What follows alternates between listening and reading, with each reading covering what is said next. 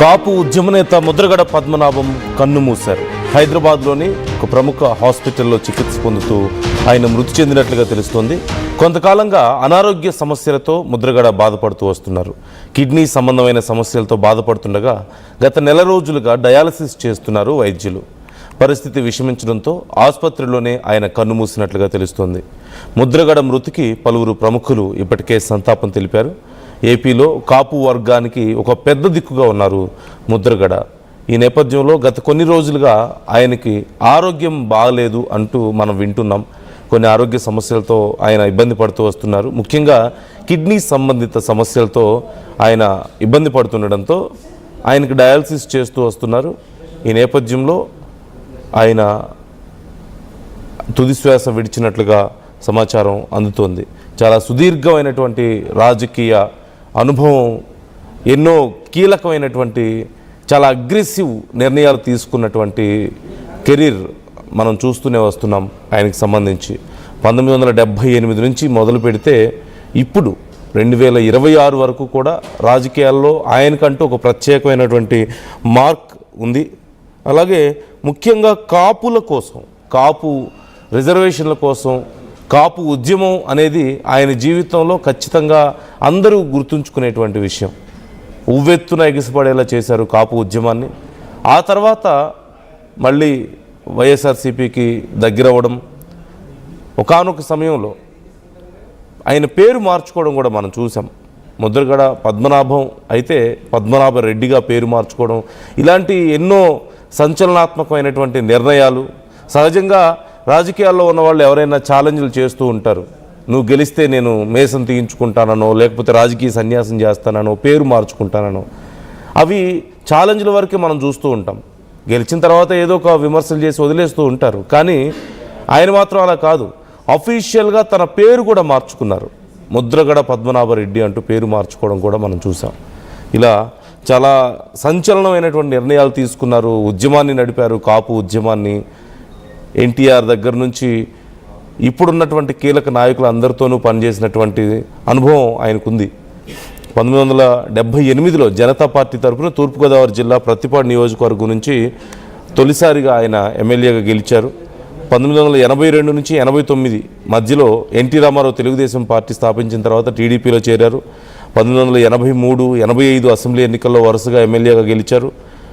ఎన్టీఆర్ ప్రభుత్వంలో ఆయన మంత్రిగా కూడా పనిచేశారు. ఎన్టీఆర్ అంటే ఆయనకి ఎంతో ఇష్టమని, ఎన్టీఆర్ దగ్గర కూడా ఆయనకి చాలా మంచి పేరు ఉండేదని మనం విన్నాం. ఆ తర్వాత 1988లో ఉత్తర కంచి ఉద్యమం, తన అనుచరుల మీద నమోదైనటువంటి కేసులకు సంబంధించి 13 రోజుల పాటు నిరాహార దీక్ష చేశారు. ఆ తర్వాత ప్రభుత్వం ఈ కేసులను ఉపసంహరించుకోవడం కూడా అప్పుడు పెద్ద చర్చనీయాంశం అయింది. అలాగే ఆ తర్వాత 1989, 95 మధ్యలో కాంగ్రెస్ పార్టీలో చేరారు. కాంగ్రెస్ ప్రభుత్వంలో కూడా ఆయన మంత్రిగా పనిచేశారు. 1994లోనే కాపు రిజర్వేషన్ ఉద్యమం మొదలుపెట్టారు. కాపులకు బీసీ హోదా కల్పించాలని ఆయన భార్యతో కలిసి అప్పుడు నిరాహార దీక్ష చేశారు. రాష్ట్ర వ్యాప్తంగా కాపు రిజర్వేషన్ అంశం అప్పుడు రాష్ట్ర వ్యాప్తంగా చాలా పెద్ద చర్చనీయాంశంగా మారింది. 1995 నుంచి 99 మధ్యలో భారతీయ జనతా పార్టీలో చేరారు. 99 నుంచి 2008 మళ్ళీ తెలుగుదేశం పార్టీలో చేరి రాజకీయాలు కొనసాగించారు. 2008 నుంచి 9 మధ్యలో మళ్ళీ తిరిగి కాంగ్రెస్ పార్టీలో చేరడం, క్రియాశీల రాజకీయాలకు తర్వాత కొన్ని రోజులు కొంత దూరంగా ఉండడం మనం చూసాం.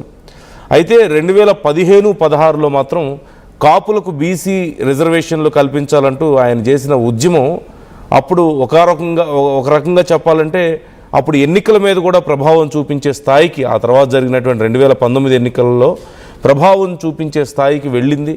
కాపుల రిజర్వేషన్ అనే అంశం చాలా పెద్ద ఎజెండాగా మారిపోయింది ఒకనొక సమయంలో ఎన్నికల్లో. ఆ తర్వాత మళ్ళీ వైసీపీ గెలవడం, ఆ తర్వాత మళ్ళీ టీడీపీ గెలవడం, ఈ పరిణామాల్లో ఆయన వైసీపీకి దగ్గర అవ్వడం, తన పేరు మార్చుకున్నటువంటి అంశాలు ఇవన్నీ కూడా మనం చూస్తూ వస్తున్నాం. చాలా సంచలనాత్మకమైన నిర్ణయాలు తీసుకుంటారు. ఆయన బేసిక్గా చాలా మృదు స్వభావి, చాలా సున్నితంగా మాట్లాడతారు. కానీ రాజకీయాలు మాత్రం చాలా అగ్రెసివ్గా ఉంటాయి. ఆయన తీసుకునే నిర్ణయాలు, ఆయన విసిరే ఛాలెంజ్లు, ఆయన అప్రోచ్ అయ్యే విధానం కానీ ఇవన్నీ కూడా చాలా అగ్రెసివ్గా ఉంటాయి. మనిషి ఏమో చాలా సున్నితంగా మాట్లాడతారు, చాలా నెమ్మదస్తులు, తొందరపడి ఎవరి మీద అగ్రెసివ్గా కామెంట్స్ చేయడం కానీ ఎవరిని తిట్టడం లాంటివి కూడా మనం ఎక్కడ చూడం. ప్రజెంట్ అక్కడ హాస్పిటల్ దగ్గర పరిస్థితి ఎలా ఉందనేది మనం తెలుసుకుందాం.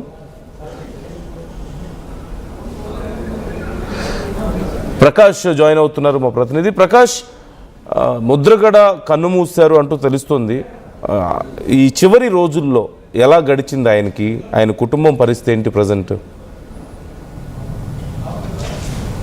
నందు, చాలా బాధాకర విషయం. ఎందుకంటే ఆయన ఆ ఉమ్మడి తూర్పు గోదావరి జిల్లాలో కాకుండా అలాగే ఏపీలోనే ఒక కాపు ఉద్యమ నేతగా, మాజీ కాపు ఉద్యమ నేతగా అందరూ కూడా తెలిసిందే. అటువంటి ఆయన ఉమ్మడి తూర్పు గోదావరి జిల్లాలోనే అలాగే కాకినాడ జిల్లాలోనే చాలా ఈ యొక్క రాజకీయ నాయకుల్లో ఎంతో కీలకంగా ఉన్నటువంటి నాయకులుగా కూడా ఒక వెలిగారు. అటువంటి నాయకులు అలాగే గతంలో మన ప్రధానంగా తెలిసిందే ఒక మాజీ మంత్రిగా కూడా చేశారు. మాజీ మంత్రి, అటవీ శాఖ మంత్రిగా అప్పట్లో చేసినటువంటి పరిస్థితి ఉంది. ఈ నేపథ్యంలో ఆయన గత కొన్నాళ్ళ నుంచి కూడా రాజకీయాల్లో దూరంగా ఉన్నారు. కానీ ఒక్కసారిగా అతను ఇటీవల 2019 ఎన్నికల తర్వాత అయితే అతను యాక్టివ్ గా ఉన్నటువంటి పరిస్థితి. 24 ఎన్నికలకి అయితే ఆయన ఫుల్ ఫ్లెక్స్డ్ గా వైసీపీకి అయితే పనిచేశారు. ఎందుకంటే మన ప్రధానంగా అతను పక్కన ఇప్పుడు ఉన్నటువంటి పవన్ కళ్యాణ్ పై కూడా 2024 ఎన్నికల్లో కూడా అతను చాలా సీరియస్ అయిన కామెంట్ చేయడం కాకుండా అతనితో పవన్ కళ్యాణ్ ఓడించకపోతే తన పేరు మార్చుకునే స్థాయి వరకు కూడా వెళ్ళేటువంటి ముద్రగడ పద్మనాభం ఇప్పుడు అతను లేరు అనే వార్త అయితే ప్రతి ఒక్కరు కూడా ఇప్పుడైతే జీర్ణించుకోలేకపోతున్నారు. ఇప్పుడు కాపుల్లో ఎంతో తుని ఘటన అందరూ కూడా తెలిసిందే. కాపు ఉద్యమ నేత ఇప్పుడు ఏదైతే గత కొన్నాళ్ళ నుంచి కూడా ఆయన అనారోగ్యంతో బాధపడుతున్నారు. అలాగే కెల్లంపూడిలో తన నివాసంలో ఉంటూ కాకినాడలో పదే అనేక శస్త్రచికిత్సలు కూడా చేయించుకున్నారు. అప్పుడు ఆ సమయంలోనే అతను ఏదైతే డయాలిసిస్ సంబంధించిన కిడ్నీ సంబంధించిన సమస్యతో అతనైతే బాధపడుతూ గత కొన్ని రోజుల క్రితమే హైదరాబాద్ వెళ్ళారు. హైదరాబాద్ లో ఒక ప్రైవేట్ హాస్పిటల్లో గత కొన్నాళ్ళ నుంచి కూడా చికిత్స పొందుతున్నటువంటి పరిస్థితి ఉంది. ఈ నేపథ్యంలోనే అతను ఆరోగ్యం చాలా నిలకడగా ఉందని కూడా ఇటీవల ఒక 10 రోజుల క్రితం కూడా కొంతమంది నాయకులు వెళ్ళి కలిసి వచ్చిన తర్వాత ఆయన కోలుకుంటున్నారని కూడా చెప్పుకొచ్చారు. ఇదే విషయాన్ని తన తనయుడు ఎవరైతే ఉన్నారో ఆ గిరి కూడా తన తండ్రి కోలుకుంటున్నారు, ఎవరు కూడా హాస్పిటల్కి రావద్దని కూడా చెప్పుకొచ్చారు. ఈ నేపథ్యంలోనే ఈ రోజు ఆరోగ్యం పరిస్థితి చాలా సాయంత్రం నుంచి కూడా చాలా ఇబ్బందికర పరిస్థితులు ఉన్నాయి. వెంటిలేటర్ ఉంది, అతను ఆరోగ్య పరిస్థితి బాగోలేదని కూడా వైద్యులు వెంటనే కుటుంబ సభ్యులు చెప్పిన నేపథ్యంలోనే అతను చివరిగా ఆ మృత్యుతో పోరాడుతూ అలాగే చివరి శ్వాస విడిచినట్టుగా మనకు వచ్చినటువంటి సమాచారం. ఈ నేపథ్యంలోనే ఇప్పుడు మొత్తం ఆయన మరణాన్ని అయితే మొత్తం యావత్ ఇక్కడ ఉన్నటువంటి ఉమ్మడి తూర్పుగోదావరి జిల్లా వాసులే కాదు, అలాగే మొత్తం ఏపీలో కూడా ఇప్పుడు ముద్రగడ పద్మనాభం చనిపోవడం, ఆయన లేడు అనే చేదు నిజాన్ని ఎవరు కూడా జీర్ణించుకోలేని పరిస్థితి ఉంది. ఆయన ప్రధానంగా తెలిసిందే ముద్రగడ పద్మనాభం ఆయన ఈ పత్తిపాడు నియోజకవర్గానికి సంబంధించిన కాపు నాయకుడు. అలాగే పత్తిపాడు నియోజకవర్గంలో కాదు, కాకినాడ మంత్రిగా పనిచేశారు. కాకినాడలో సంబంధించిన ఈ యొక్క జిల్లాలో ఎంతో కీలకంగా ప్రతి విషయంలో కీలకంగా ఉండేవారు. అటువంటి కాపు పెద్దగానే ఉంటూ అలాగే కాపులకి ఒక ధైర్యాన్ని నింపుతూ ఒక కాపులను బీసీలో చేర్చాలి అనే ఒక ఉద్యమాన్ని ముందుకు తీసుకెళ్లే విధంగా కూడా ఒక చాలా పోరాడినటువంటి ముద్రగడ పద్మనాభం. అంతేకాకుండా